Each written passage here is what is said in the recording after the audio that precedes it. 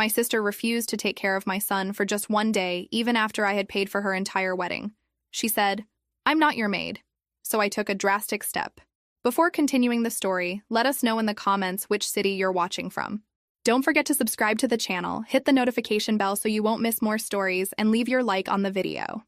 My name is Alexandra, and 3 hours ago I did something that will change my family forever. I canceled my sister's entire wedding, a wedding I had been paying for completely, and I'm not sorry. The last call I made was to the florist, canceling the imported orchids that cost more than my monthly mortgage. As I hung up, my hands weren't shaking anymore. For the first time in months, I felt absolutely calm. The silence in my apartment was deafening after weeks of constant wedding planning chaos, but it was the most peaceful silence I'd experienced in years. My phone is buzzing nonstop on the kitchen counter. 53 missed calls and counting. I can see the names flashing, Mom, Dad, Minha Irma, over and over again. But I'm not answering. Not yet.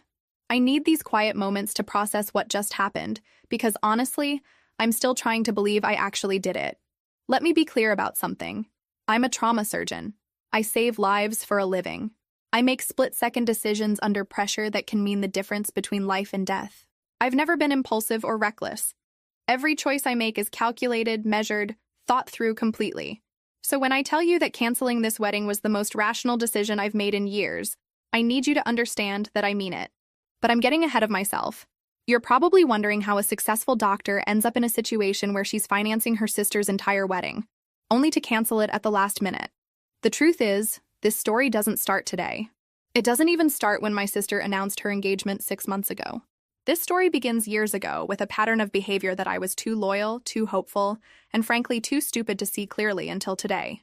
I grew up being the responsible one.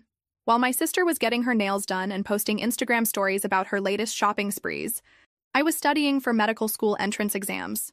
While she was dating a series of unemployed guys who looked like they stepped out of a boy band, I was working through residency, saving every penny I could. My parents were always so proud of her social life, her beauty, her ability to light up a room. Meanwhile, I was just practical, reliable, the one who would figure things out. After I finally established my practice, something shifted in our family dynamic. Suddenly, I wasn't just the responsible daughter anymore. I was the successful daughter, the one with money, and with that success came expectations I never agreed to. At first, it was small things. Help with mom and dad's mortgage when dad's business was struggling. A few $100s here and there to help with family expenses. I was happy to help. These are my parents, after all. But then I started noticing things. Designer purses appearing in my sister's closet, new cars, expensive dinners she'd post about online. When I asked my parents about it, they'd get uncomfortable and change the subject. It took me months to piece together what was happening. The money I was giving them wasn't staying with them. It was being redistributed to fund my sister's lifestyle, and everyone just expected me to be okay with it because I was the one who had it to spare. The breaking point should have come then, but it didn't. I should have cut off the financial support and forced everyone to face reality. Instead, I convinced myself that family loyalty meant swallowing my resentment and continuing to be the reliable safety net everyone took for granted. Growing up in the Morrison household meant understanding an unspoken hierarchy that I didn't fully grasp until I was well into adulthood. My sister was the princess, and I was the workhorse. She got the pink bedroom with the canopy bed. I got the smaller room that doubled as Dad's home office. She got dance lessons and pageant entries. I got library cards and secondhand textbooks. It wasn't necessarily malicious. My parents genuinely believed they were playing to our strengths.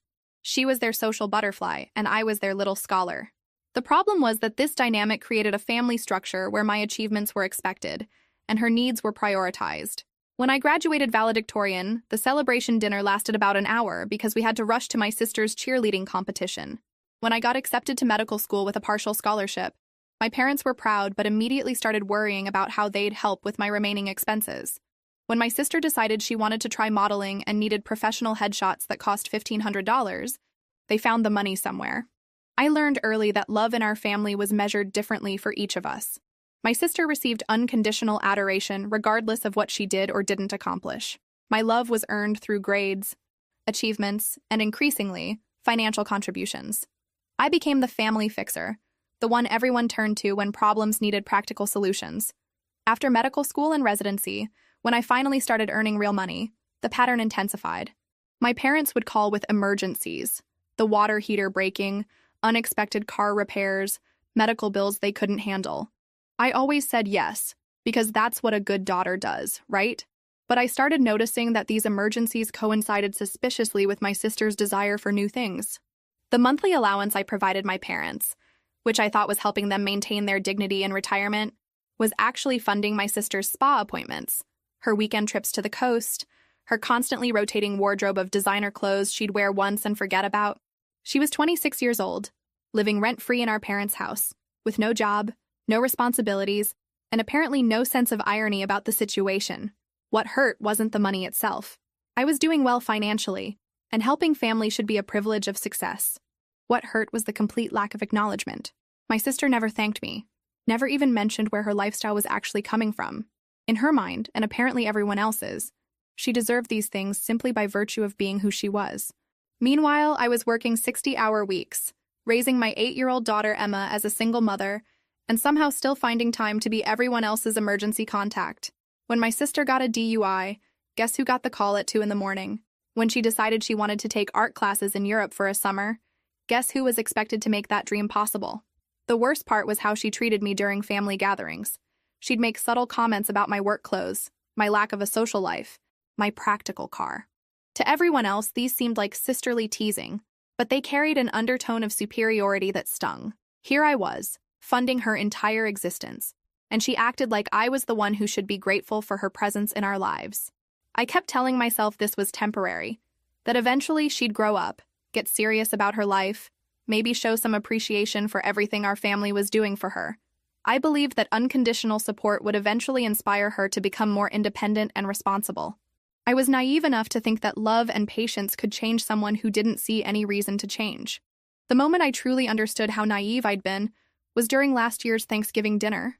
I was sitting at our family table, exhausted from a particularly brutal week at the hospital, when my sister casually mentioned her new handbag, a designer piece that cost more than most people's monthly rent.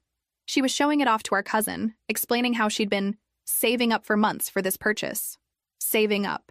With what income? She hadn't worked a real job in over 3 years. I excused myself to help our mother in the kitchen, but really I needed a moment to process the absurdity of what I'd just heard. In the kitchen, I found receipts scattered across the counter, evidence of Mom's latest grocery run that I'd funded, along with what looked like credit card statements. I couldn't help but notice the dates and amounts, and everything started clicking into place. The $1,500 I'd sent for their emergency roof repair the previous month had been spent the same day my sister posted Instagram photos of her shopping spree at the premium outlets. The $2,000 I'd transferred for Dad's medical tests coincided exactly with my sister's weekend spa retreat. Every family emergency I'd responded to corresponded with some new luxury in my sister's life. I confronted my parents quietly that evening, hoping there was some explanation I was missing. Mom got defensive immediately, claiming they needed to help my sister find herself, and that my success meant I should be happy to support family. Dad looked uncomfortable, but didn't contradict her. The conversation ended with Mom crying and saying I was being selfish for questioning how they chose to spend money I'd given them. But the real wake-up call came 3 weeks later when I overheard my sister on the phone with a friend, laughing about how easy it was to get money from our parents. I just have to mention something I want, and somehow they always figure out how to make it happen, she said, clearly amused by the situation. It's like having wealthy parents without any of the pressure to actually be successful myself. Wealthy parents. She thought our parents were wealthy. She had no idea that every dollar she was spending came directly from my paychecks, from overtime shifts I was pulling at the hospital, from sacrifices I was making in my own life and my daughter's life. In her mind, money just appeared when she needed it, as if by magic. The irony was devastating.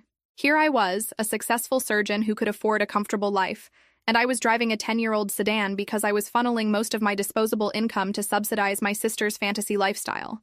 Emma was attending the local public school instead of the private academy I'd researched, because that tuition money was going toward my sister's art classes and yoga retreats, and whatever other hobby struck her fancy that month. And through it all, my sister treated me like I was somehow lesser than her. At family gatherings, she'd make comments about my boring life, my focus on work, my lack of romantic relationships. She acted like my practical approach to life was a character flaw, as if being responsible and hardworking were things to be pitied rather than respected. The most painful moment came during Emma's 8th birthday party, which I'd kept small and simple because I was trying to be more careful with expenses. My sister arrived late, made a comment about the cute little homemade decorations, and then spent the entire party on her phone, planning her next trip with friends. She didn't bring a gift, didn't help with setup or cleanup, and left early to meet someone for drinks. But she posted a selfie with Emma on her social media, captioned, "Love being the fun aunt," as if her mere presence was the highlight of the event. I realized that night that I wasn't helping my sister grow or find herself. I was enabling her to remain a permanent child, shielded from the reality that everyone else has to work for what they want in life. Worse, I was teaching my own daughter that family relationships are transactional. That love means accepting disrespect as long as you're helping someone financially. 6 months ago, my sister burst through my parents' front door like she was announcing the cure for cancer. I was there for our monthly family dinner, watching Emma play in the backyard while I helped set the table. The front door slammed open, and my sister practically flew into the dining room, her left hand thrust forward like a weapon. "I'm engaged!" she screamed, loud enough that our elderly neighbor probably heard it through the walls. The ring was massive. I'm talking about a diamond so large it looked almost cartoonish, set in what appeared to be platinum with smaller stones surrounding it. Even from across the room, I could tell this wasn't some budget engagement ring. This was the kind of ring that costs more than most people's cars. My parents went absolutely insane with excitement. Mom started crying immediately, pulling my sister into a hug and examining the ring from every angle. Dad was beaming, asking a dozen questions about proposal details and wedding plans. I stood there holding a stack of plates, trying to process what I was seeing and hearing. "Tell us everything," Mom demanded, and my sister launched into what sounded like a rehearsed speech about how her boyfriend, who I'd never met and barely heard mentioned, had surprised her with a romantic beachside proposal just that morning. "He's incredibly successful," she explained breathlessly. "He owns multiple businesses, travels internationally for work, and he's been planning this proposal for months. He said he knew I was the one from our first date, and he wanted to make sure the ring was worthy of me." I finally found my voice, found my, "What's his name again? I don't think you've ever really told us about him." My sister's expression flickered for just a moment, but she recovered quickly. "His name is Connor, and you haven't met him because he's been traveling constantly for work. He's an import-export, deals with high-end clients all over the world. Very exclusive, very lucrative." The details she provided were oddly vague for someone describing the love of her life. She couldn't say exactly which cities he traveled to, what specific products he imported or exported, or even how long they'd been seriously dating. When I asked where he was now, she said he had to fly to Los Angeles immediately after the proposal for an emergency business meeting. But my parents didn't seem to notice the inconsistencies.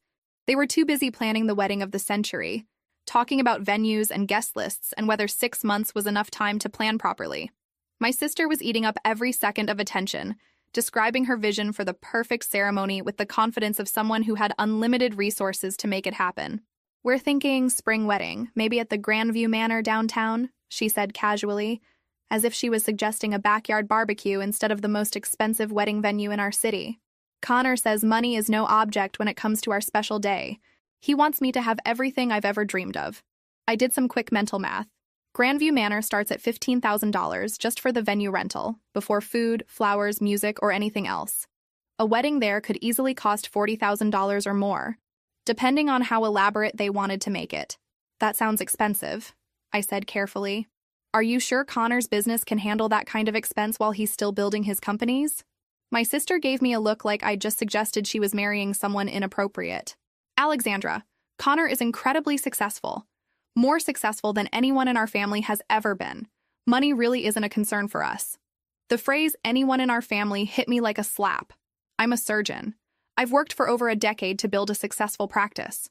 I own my own home, support my daughter comfortably, and have been single-handedly funding our family's lifestyle for years. But apparently my sister's mysterious fiancé with his vague import-export business was more successful than my actual, verifiable career. Over the following weeks, the wedding planning consumed every family conversation.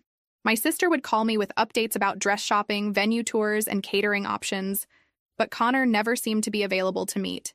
He was always traveling, always in meetings, always just about to return from some important business trip that would get delayed at the last minute. 2 months after the engagement announcement, I got the call I should have seen coming. It was a Saturday afternoon, and I was at the park with Emma when my phone rang.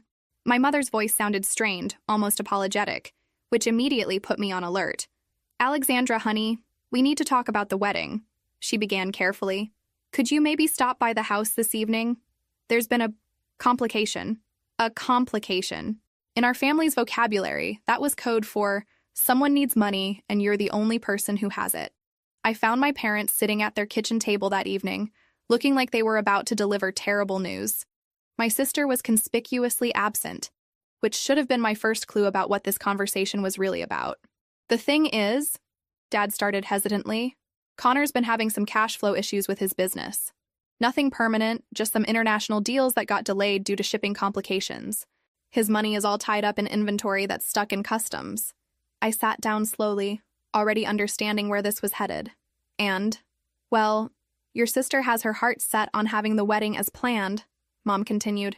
She's already put deposits down on several vendors, and Connor feels terrible that his business situation might force them to postpone or scale back their dream wedding. How much are we talking about?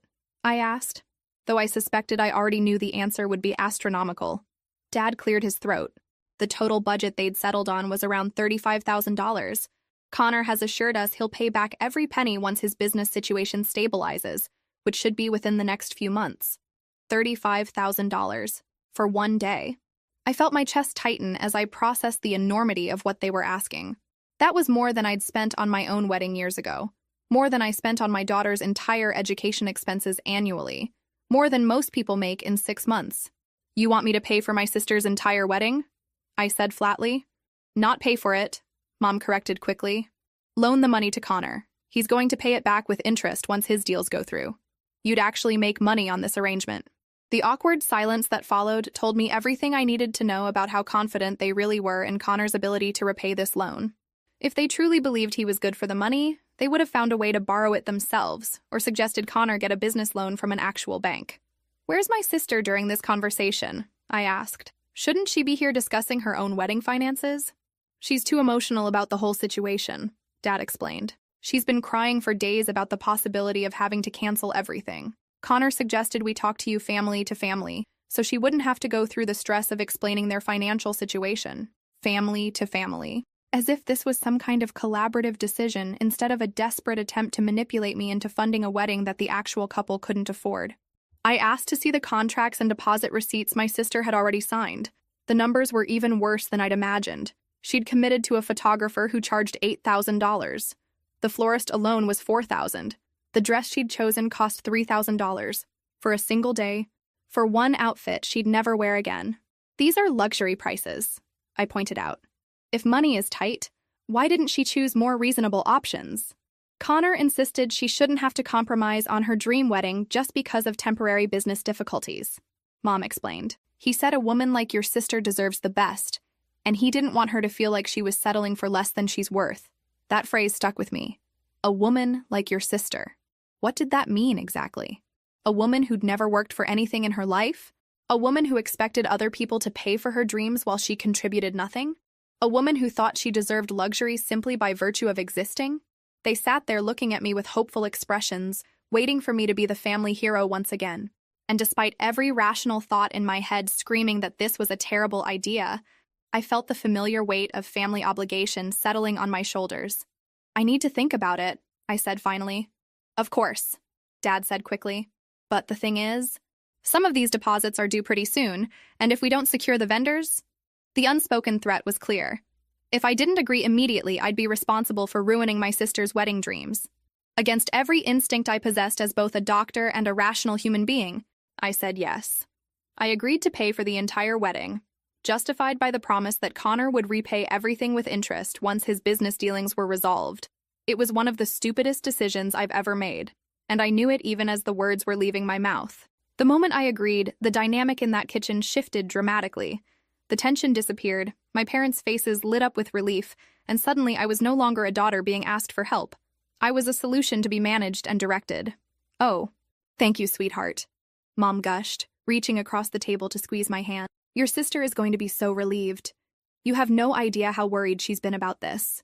But when my sister finally appeared at the house an hour later, her response wasn't relief or gratitude. It was a list of additional requirements.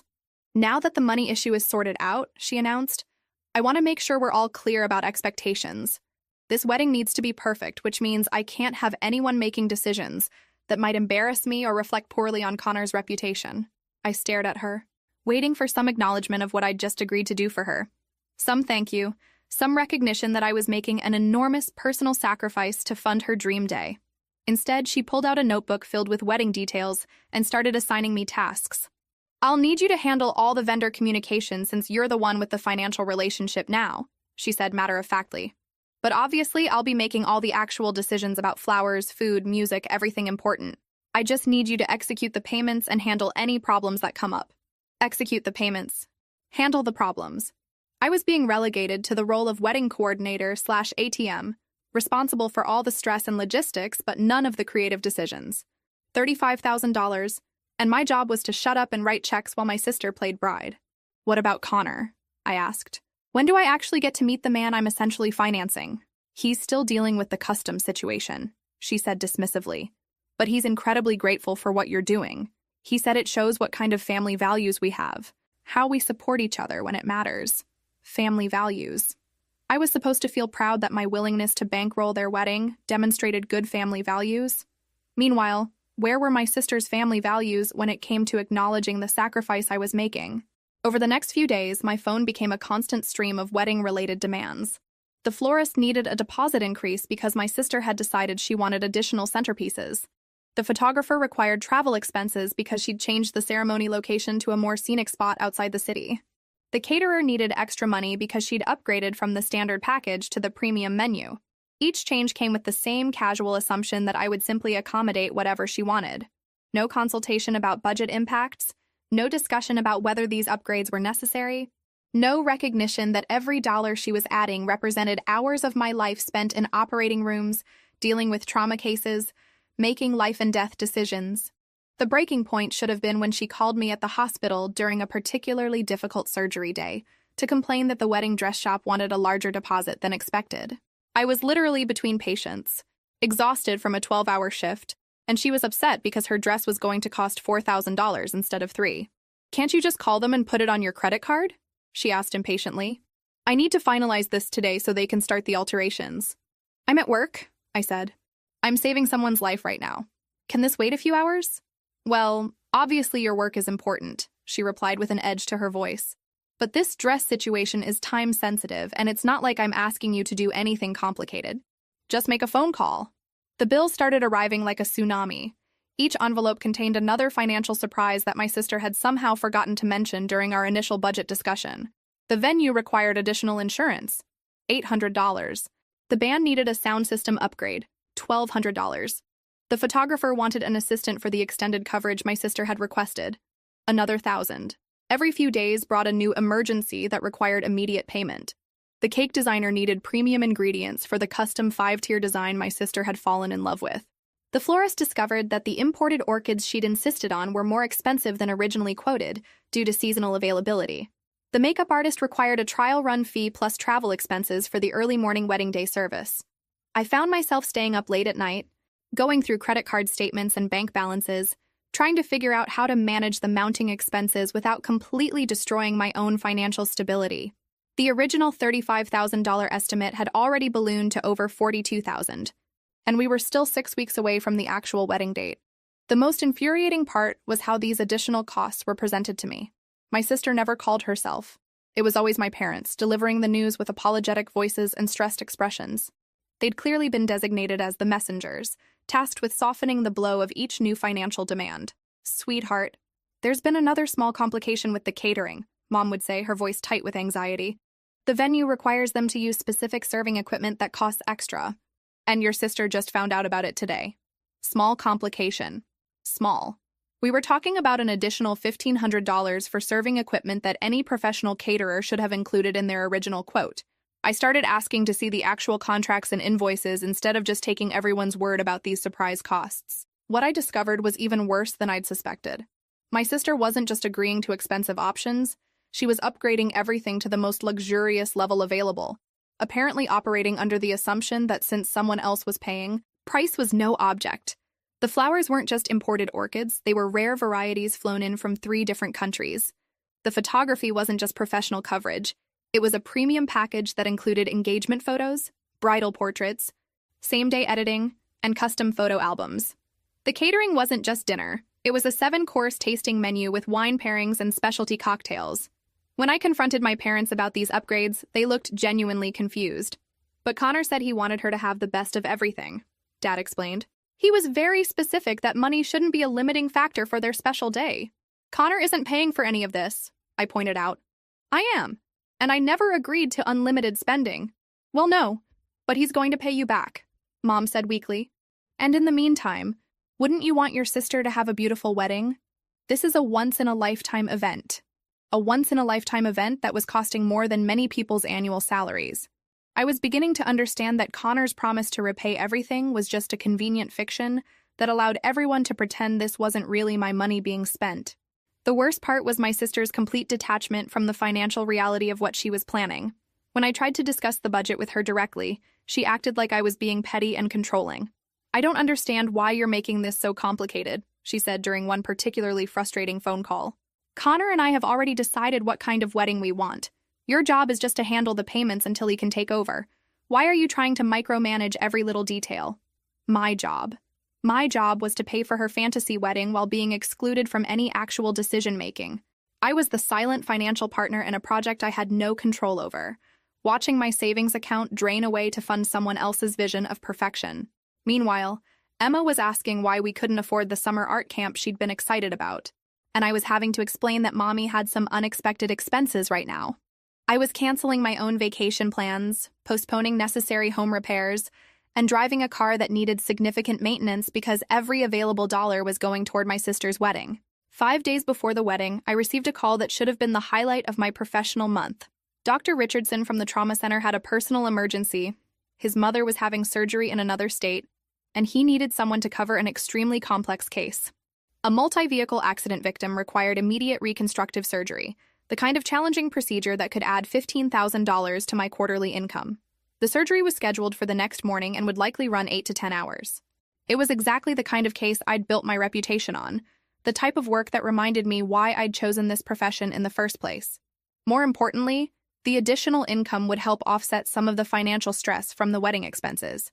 There was just one problem. Emma had a school holiday that day, and my regular babysitter was unavailable. My backup childcare options had all fallen through due to short notice.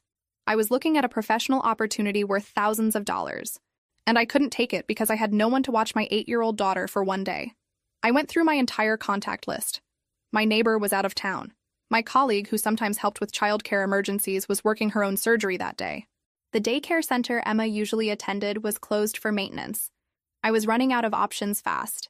That's when I made the call I should never have had to make. I called my sister, the woman whose wedding I was financing completely, whose every whim I'd been accommodating for months, whose lifestyle I'd been subsidizing for years. I called her and asked for one favor. Could she spend one day watching her niece so I could work a case that would help recover some of the money I was spending on her wedding? "Hi, it's me," I said when she answered.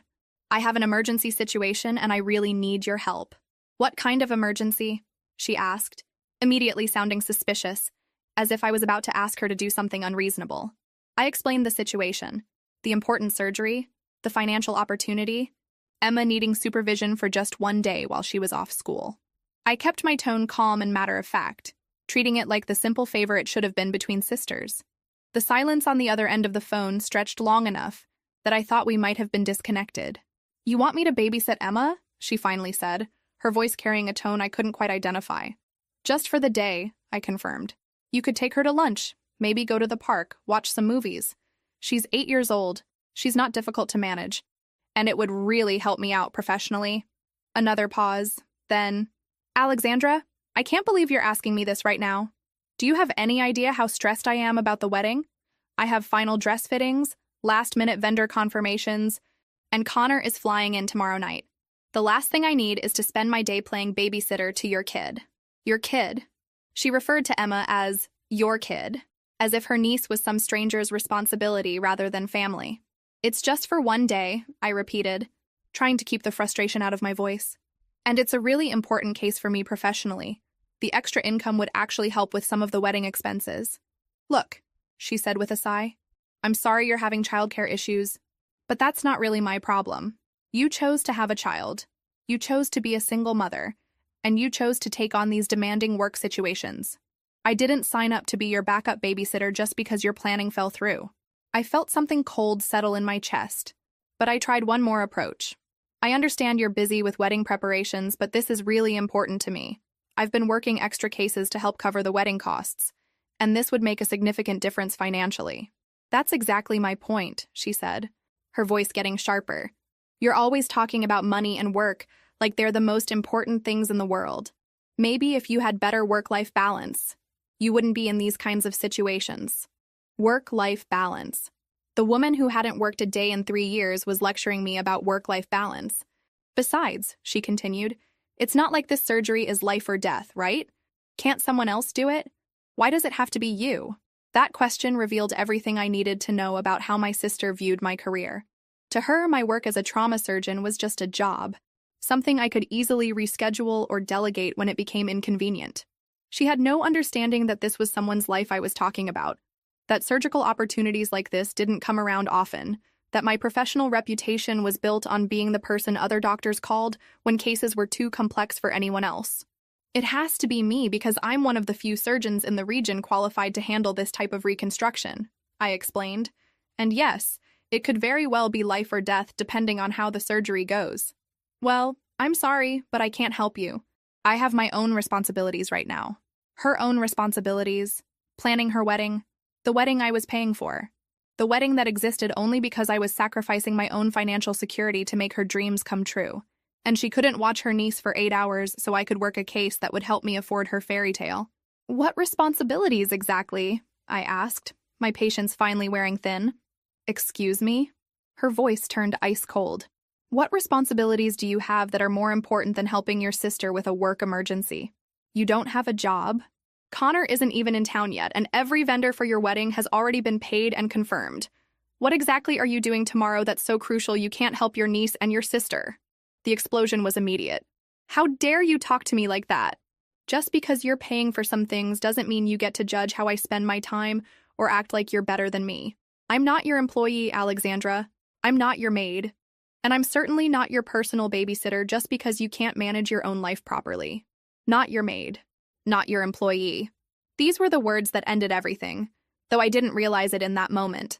I was too shocked by the sheer audacity of what she'd just said. Here I was, funding her entire wedding, and she was acting like I was the one being unreasonable for asking for help. Fine, I said quietly. I understand. You can't help me. Good. I'm glad you finally get it. I hung up the phone and sat in my kitchen for a long time, staring at nothing. Then I called Dr. Richardson and told him I couldn't take the case. $15,000 gone because my sister couldn't be bothered to spend one day with her niece. After I hung up the phone, something fundamental shifted inside me.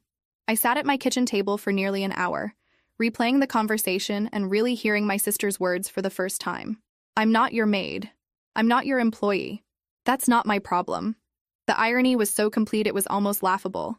She wasn't my employee, but I was apparently hers. She wasn't my maid, but I was expected to clean up every financial mess and solve every problem she created. Her childcare emergency wasn't her problem, but my wedding expenses were definitely my responsibility. I pulled out my laptop and started going through the wedding vendor contracts I'd been paying. Every single invoice, every deposit receipt, every payment confirmation. The total had reached $47,000. $47,000 for one day, for someone who couldn't spare 8 hours to help me with a work emergency. But it wasn't really about the money anymore. It was about the casual cruelty of her response, the complete absence of any recognition that I'd been sacrificing for months to make her dreams possible. When I needed her for the first time, not for money, not for some huge favor, just for basic family support, she'd responded like I was imposing on her generosity, rather than asking for help from someone who owed me everything. I thought about Emma, who would have to spend tomorrow at the hospital with me instead of having a fun day off from school because her aunt couldn't be bothered. I thought about the patient who might not get the best possible surgical care because I'd have to turn down the case. I thought about all the times I'd rearranged my schedule, canceled my plans, and put my own life on hold to accommodate my family's needs. And then I thought about my sister, probably planning her nail appointment or shopping for honeymoon clothes, completely unbothered by the fact that she'd just refused to help the person who was making her wedding possible. That's when I made the decision that changed everything. I picked up my phone and started making calls. First to the venue. I need to cancel the Morrison wedding scheduled for this Saturday. The coordinator was confused. asking about penalties and whether we wanted to reschedule. No, I said calmly. Complete cancellation. The person responsible for payment is no longer available to cover the costs. Next, the caterer. Same conversation, same result.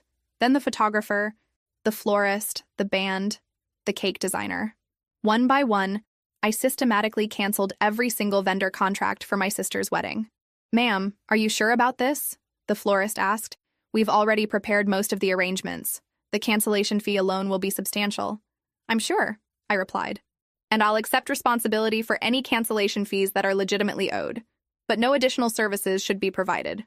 The most satisfying call was to the dress shop. My sister's $4,000 gown was ready for final pickup, but since I was the one who'd put the deposit on my credit card, I had the authority to cancel that too. "The customer will be very upset," the seamstress warned me. "She's been so excited about this dress and the alterations are perfect." "The customer should have thought about that before she decided that family obligations don't apply to her," I said. Each phone call felt like lifting a weight off my shoulders. With every vendor I canceled, I felt more clarity about what I was doing and why it was absolutely the right decision. This wasn't spite or revenge. This was setting a boundary that should have been set months ago. By the time I'd finished calling every vendor, it was nearly midnight. My phone had been buzzing with texts from my parents. My sister had apparently called them in a panic when the venue contacted her about the cancellation, but I wasn't ready to deal with their calls yet. First, I needed to make sure Emma was taken care of tomorrow.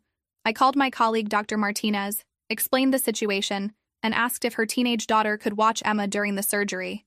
She agreed immediately, mentioning that her daughter needed some extra spending money anyway. Problem solved, with help from someone who actually understood what family support looked like. Then I called Dr. Richardson back. "I've resolved my childcare situation," I told him. "I can take the case tomorrow after all." "Are you sure?" he asked. "I know this was complicated for you." "I'm absolutely sure," I said. In fact, I've never been more sure of anything in my life. I woke up the next morning with a sense of peace I hadn't felt in months. For the first time since this wedding planning nightmare began, I wasn't thinking about vendor deadlines, payment schedules, or my sister's endless list of demands. Instead, I was focused on what actually mattered, preparing for a complex surgery that could save someone's life. Emma was excited about spending the day with Dr. Martinez's daughter, Sophia, who had promised to take her to the Science Museum and teach her some Spanish. As I dropped Emma off that morning, I realized this was what real family support looked like. People helping each other without keeping score, without making the person asking for help feel like a burden. The surgery went even better than expected. The patient was a 22-year-old college student who'd been in a devastating car accident, and the reconstructive work I was able to do would likely restore full function to his damaged hand. These were the moments that reminded me why I'd chosen medicine. The opportunity to use my skills to genuinely change someone's life for the better. During my lunch break, I checked my phone for the first time all day. 53 missed calls and over 100 text messages. The wedding was supposed to be tomorrow, and apparently word had gotten out about the cancellations. My sister had called me 17 times since 6 in the morning. My parents had called repeatedly. Even some of the wedding vendors had called, probably hoping to understand what was happening and whether there was any chance of salvaging their contracts. But I wasn't ready to deal with the chaos yet. I was in the middle of something important, something that actually mattered. So I put my phone back in my locker and returned to the operating room. The surgery lasted 9 hours total, and by the time I emerged, I was exhausted, but satisfied. We'd successfully reconstructed the damaged tissue, and the patient's prognosis was excellent. This was what I was meant to be doing with my time, saving lives, not funding fantasy weddings for people who couldn't spare a day to help me in return. When I finally retrieved my phone that evening, the missed call count had reached into the triple digits. My voicemail was completely full. The text messages ranged from confused to angry to borderline hysterical. From my mother: "Alexandra, please call us immediately. There's been some terrible mistake with the wedding vendors. We need to fix this right away." From my father: "Sweetheart, I don't understand what happened, but we need to talk. Your sister is beside herself." From my sister: "Call me right now. I don't know what game you think you're playing, but you need to fix this immediately. The wedding is tomorrow." Game. She thought this was a game. She thought I'd canceled her entire wedding as some kind of joke or manipulation tactic, not as a direct response to her complete lack of consideration for me and my daughter. The most telling messages were the ones from later in the day, after my sister had apparently tried to reinstate the vendor contracts herself. Several vendors had called to confirm that they couldn't provide services without payment, And my sister had learned that Connor's promised financial resources were somehow still unavailable. The venue is asking for full payment upfront to reinstate the contract, one of her messages read. Connor's money is still tied up, so you need to call them back and straighten this out. They're being completely unreasonable about this. Unreasonable. A business expecting payment for services was being unreasonable. But a sister refusing to watch her niece for one day wasn't unreasonable at all. I drove home slowly, taking time to process everything that had happened. This morning, I'd been trapped in a situation where I was expected to provide unlimited financial support, while receiving no consideration in return. Tonight, I was free from that trap. The wedding was canceled, the vendors were canceled, and my sister was finally facing the reality of what her dreams actually cost. The most liberating part was realizing that I didn't feel guilty. I'd tried to be the supportive sister, the reliable daughter, the family problem solver. I'd given thousands of dollars, hundreds of hours, and countless compromises. And when I'd asked for one small favor in return, I'd been treated like I was being unreasonable and demanding. Well, if I was going to be called unreasonable anyway, I might as well actually be unreasonable. If I was going to be accused of controlling behavior, I might as well actually exercise some control, starting with control over my own money and my own boundaries. I walked into my apartment that evening to find my landline answering machine blinking with the maximum number of messages it could hold.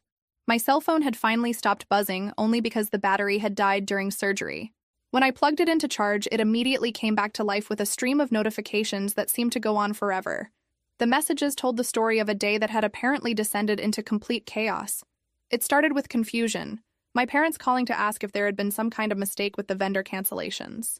Then came panic as my sister realized this wasn't an error, but a deliberate action. Finally came desperation as they all realized that the wedding was scheduled to happen in 18 hours, and every essential vendor had been canceled. Alexandra, this is your mother. I don't understand what's happening, but people are saying the wedding is canceled. Please call me back immediately so we can sort this out. It's Dad. Your sister is crying hysterically. She says you canceled everything for her wedding. That can't be true. Please call us so we can figure out what really happened. Alexandra, it's me. My sister's voice was tight with barely controlled rage. I don't know what you think you're doing, but you need to call every single vendor back and fix this mess. The wedding is tomorrow. Tomorrow. You can't just destroy months of planning because you're having some kind of breakdown. The messages progressed through the day, becoming increasingly frantic as my family realized that most vendors wouldn't reinstate canceled contracts without full payment up front, payment that neither my sister nor Connor could apparently provide. The florist wants $4,000 in cash to provide the arrangements tomorrow. My sister's voice was shaking now. The photographer won't even take our calls. The caterer says they've already booked another event for tomorrow night. You need to fix this right now. But the most interesting messages were the ones that revealed what was happening with Connor. Around message 37, the tone shifted from anger to confusion to something approaching panic. Connor's business partners are saying they can't release his funds until Monday. My sister's voice was smaller now, less certain, but that doesn't matter because you're going to call the vendors back anyway, right? You're not actually going to let my wedding be destroyed over one stupid babysitting request. One stupid babysitting request.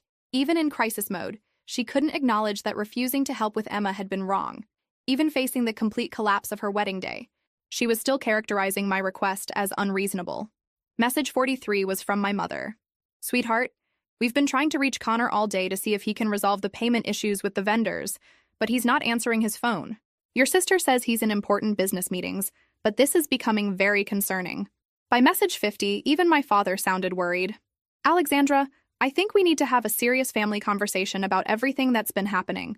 There are some things about this wedding situation that aren't adding up, and we need to figure out what's really going on. The final message on my answering machine was from my sister, recorded just an hour before I got home. I've been calling you for 12 hours. 12 hours. Do you understand that my wedding is tomorrow and I have no venue, no food, no flowers, no music? Guests are already traveling here. People have taken time off work, bought gifts, made arrangements. You can't just destroy all of that because you're mad at me. But it was the text messages that really told the story of how the day had unfolded. My sister had apparently spent hours trying to reinstate vendor contracts herself, only to discover that the wedding industry doesn't work that way. You can't cancel everything and then expect to reinstate it 24 hours later without consequences. Some vendors were willing to work with her, but only with full payment up front and significant penalty fees. Others had already committed their services to other events. The dress shop informed her that while the gown was still available, it would cost an additional $1,500 to rush the final alterations for pickup tomorrow. Most telling were the texts about Connor's mysterious absence during this crisis.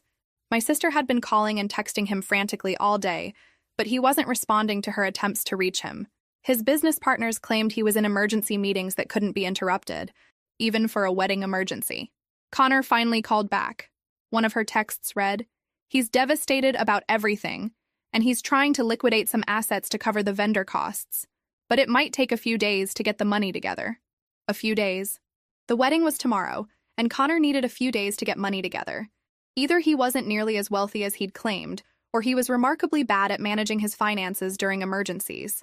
I finally returned my parents' calls that evening, but I was calm and resolved in a way that seemed to unnerve them more than if I'd been angry or emotional. They'd clearly expected me to be apologetic, ready to fix the situation and restore the wedding plans. Instead, they found someone who had thought everything through and wasn't changing her mind. "Alexandra, thank God," Mom said when she answered. "We've been worried sick. What happened with all the vendors? How do we fix this?" "There's nothing to fix," I said simply. "I canceled the wedding because I'm no longer willing to pay for it." The silence stretched long enough that I wondered if the call had dropped. Finally, Dad's voice came on. They'd put me on speakerphone. "Sweetheart, we know you're upset about the babysitting situation, but canceling the entire wedding seems extreme. It's not about babysitting," I explained. "It's about the fact that I've been financing my sister's lifestyle for years. And when I needed one small favor in return, she told me it wasn't her problem. That made me realize this entire arrangement isn't working for anyone." "But the guests," Mom protested. "People have traveled from out of state. Your sister is devastated. Surely we can work something out." "Where's Connor in all this?" I asked. "Where's the man who promised to pay me back with interest? Where's the successful businessman who insisted money was no object for his bride?" Another long pause. I could hear whispered conversation in the background before Dad came back on the line. "Connor's been trying to access his funds all day, but there are some complications with his business accounts." "What kind of complications exactly?" "Well," Mom's voice was hesitant. "It seems like his money is tied up in some kind of legal issue. Something about an investigation into his business practices." The pieces clicked into place immediately. Connor wasn't having cash flow problems.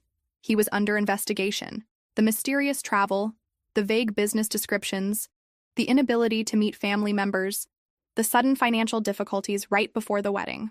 My sister had gotten engaged to someone who was likely involved in something illegal. "Has my sister been told about this investigation?" I asked. "We're not entirely sure what to tell her," Dad admitted. "Connor asked us not to worry her with the details while he's trying to resolve everything." "Where is Connor right now?" We don't actually know," Mom said quietly. "He was supposed to fly in tonight for the rehearsal dinner, but his flight was canceled. Or delayed. Or something. Your sister has been trying to reach him all evening." I felt a strange combination of vindication and sadness. Vindication that my instincts about Connor had been correct, but sadness that my sister was about to learn some very hard truths about the man she thought she was marrying. "You need to tell my sister everything you know about Connor's situation," I said. "She deserves to know what she's really dealing with." "But if we tell her, it might ruin everything," Mom protested. "Mom, everything is already ruined. The wedding is canceled. Connor is missing, and apparently he's under criminal investigation. My sister needs to face reality, not live in a fantasy that's being funded by other people's money." The next morning, I woke up to find my phone surprisingly quiet. Only 3 missed calls overnight, compared to the dozens from the day before. When I checked my messages, I found out why. Connor had disappeared completely. His phone was going straight to voicemail. His business contacts claimed they didn't know where he was, and his hotel reservation for the wedding weekend had been canceled. My sister had spent the night calling hospitals and police stations, thinking something terrible had happened to him. It wasn't until Sunday afternoon that the truth came out. Connor hadn't been in an accident or detained by business emergencies. He'd fled the state when he realized my family didn't actually have money to support his lifestyle or cover his legal problems. A mutual acquaintance finally revealed that Connor had been running elaborate cons on women he met through dating apps, convincing them to support him financially while he fought various legal battles. My sister had been his mark, not his fiancée. The engagement ring was fake. The promises of repayment were lies. The entire relationship had been designed to extract as much money as possible from my family before he moved on to his next victim. 6 months later, I've rebuilt my relationship with my parents, who finally understood the impossible position they'd put me in for years. My sister moved to another city to start over, humiliated by the realization that she'd been completely fooled by Connor's scam. She sent me a letter of apology eventually, acknowledging that she'd taken my support for granted and treated me unfairly. Emma and I are thriving. Without the constant financial drain of supporting my extended family's unrealistic expectations, I've been able to save for her college fund, take the vacation we'd postponed, and even consider buying a larger house. More importantly, I've learned to value my own time and resources, and to set boundaries that protect both my daughter and myself. The $15,000 I earned from that emergency surgery went into Emma's education fund, and every time I face a difficult decision about family obligations, I remember how it felt to finally say no to demands that weren't reasonable, and how much peace came from prioritizing the people who actually deserved my support.